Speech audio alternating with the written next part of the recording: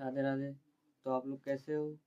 आज हम जो भी दो वीडियो में, पिछले वीडियो में हमने फंडामेंटल राइट्स पढ़े थे, आज उनका रिवीजन करेंगे। तो रिवीजन के तौर पे हमने कुल 12 से 18 तक फंडामेंटल राइट्स किए थे।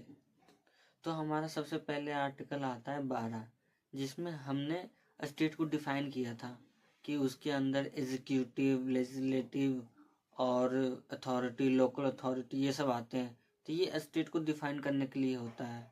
और अगला है 13, तो जिसमें हमने पढ़ा था कि हमारे फंडामेंटल राइट्स को बचाने के लिए सुप्रीम कोर्ट को जुडिशियल रिव्यू का पावर दिया जाता है। तो उनको पावर दिया जाता है कि हमारे फंडामेंटल राइट्स को बचाने के लिए जुडिशियल रिव्यू पावर रहता है उनके पास। अगला हमने पढ़ा था 14।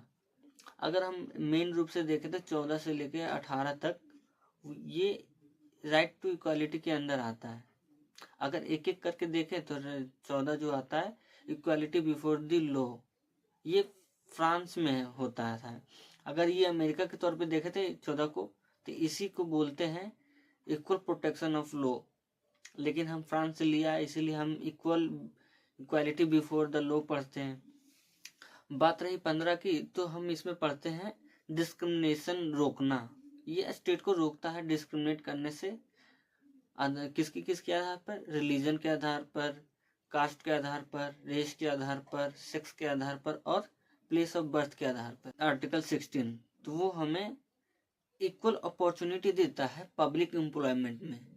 तो ये हमें काम करने के लिए समान रूप से अधिकार देता है सभी को कि हम पब्लिक एम्प्लॉयमेंट में काम कर सकते हैं। इसका अगला है आर्टिकल 17, जो हमें मेन रूप से ये सभी तरह के अनटचेबिलिटी को खत्म करता है।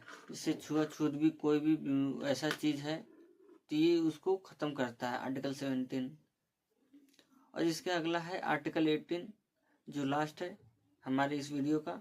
तो उसमें बताया गया है कि हम अपने समाज को एक तरह से देखने के लिए टाइटल जो दिया जाता है उसको हम खत्म करते हैं, उसको हम अबॉलिश करते हैं, कि हमारा सोसाइटी एक तरह से रहे, किसी को ऊपर या नीचे ना दिखाए।